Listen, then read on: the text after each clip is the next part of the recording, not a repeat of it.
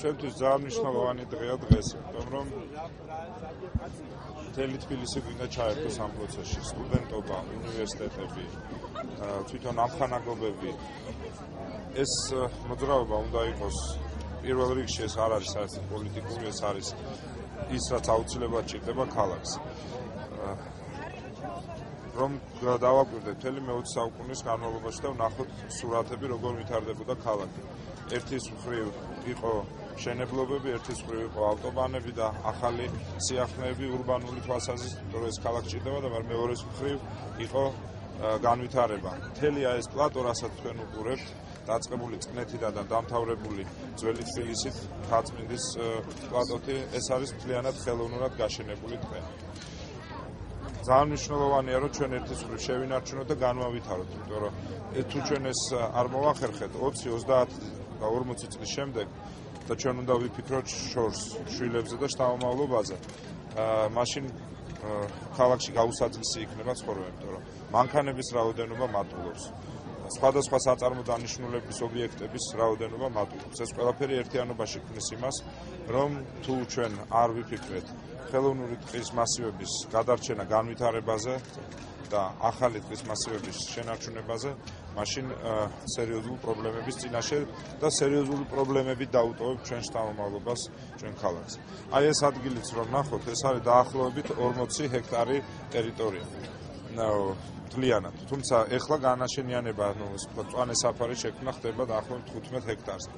აქ 90-იანი წლების მთელი მშენებლობები, რაც კი ვაკე საბურთალოს ტერიტორიაზე მიდიოდა, ყველა ეს მშენებლობიდან წარმოშობილი ნაგავი იყრებოდა აქ და მდინარე ვერეს გასწვრივ.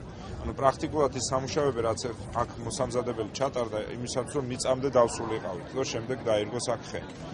და დღეს უკვე ხდება აი აქ პირველი ესე ვთქვათ ტყის მასივის წარმოშობა და ძალიან მიხარია, რომ სტუდენტები და უნივერსიტეტები მონაწილეობენ. და რაც თავარია, ყველა უნივერსიტეტს გამოეყოფა თავის ტერიტორია, რომელიც მისი სახელი ექნება და მის სტუდენტები, რომლებიც მონაწილეობენ, მათი სახელები იქნება დაფიქსირებული, რომ ეს დამატებითი სტიმულია ადამიანისთვის, რომ ვთქვათ, მოუაროს, იმიტომ რომ ერთია დავრგოთ და შემდეგ არის მოვლა. გარდა ამისა, ჩვენ მზად ვართ გარემოს დაცვის სამინისტროსთან ერთად ყველა ამხანაგობად მოგმართოთ ჩვენ ცხელ ხაზზე, ჩვენ მათ უზრუნველყოფთ შესაბამისი ენერგიების რაოდენობით იმისათვის, რომ სახლების გარშემოთ შეიქმნას მყუდრო და გამწვანებული გარემო. ერთი ხე რო დარგოს, მე 12 ხეს არ ვძახებ, მინიმუმ ერთი ხეც რო დარგოს თითოეულმა ადამიანმა, ეს არსებითად შეცვლის ეკოლოგიას ქალაქში. და ეს არის ის, რაც ჭირდება ჩვენ დღეს და ეს არის ის, რაც ჭირდება ჩვენ შთამომავლობას სამომავლოდ იმისათვის, რომ ქალაქი იყო ეკოლოგიურად სუფთა და ჯანსაღი. გამწვანება ეს უპირველეს ყოვლისა ჯანმრთელობა ჩვენ ხალხის ჯანმრთელობა და მაჩვენებელია კულტურის, ერის კულტურის. ამიტომ აი ეს მთელი სადაც ეს თავის დროზე იყო ტყე და წერმა გადაწყვეტა და აი ამიტომ ჩვენ უნდა აღვადგინოთ და სულ შეიძლება ჰაერი თბილისის და მე ასევე სარგებლობ მერის ყოფნით და უნდა უსურვო თბილისში რაც შეიძლება ქვაფენილი იყოს დაგებული ასფალტის ვაგონად. ესაც უკვე ეს პროცესი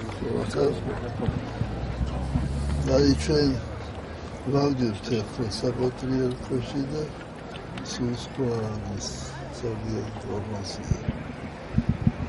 მე მინდა გისურვოთ რომ ასეთი ლოცვა კურთხევა მოცემული, რომ ყოველმა ჩვენთაგანმა მეცა მათ შორის და პრეზიდენტმაც და მერმაც და ყველა თქვენს წელიწადში უნდა დავრგოთ 12 ნერგი, მაგრამ არა მარტო დავრგოთ, არამედ მოუაროთ ყოველ წელიწადს, ერთხელ კი არა, ყოველ წელიწადს და ამას გისურვებთ გულით უნდა შეასრულოთ და უნდა როცა დარგავთ, აი მე თქვენ რომ ალბათ იყავით საპატრიარქოში და ყველაფერი ყვავის იქ. როცა ვდგავთ, მეუბნებით, გაიხარე და გაგვახარე. აი თქვენც ასე იმათ ესმის ეს ყველაფერი და ისინიც გაიხარებენ და თქვენც გაიხარებთ.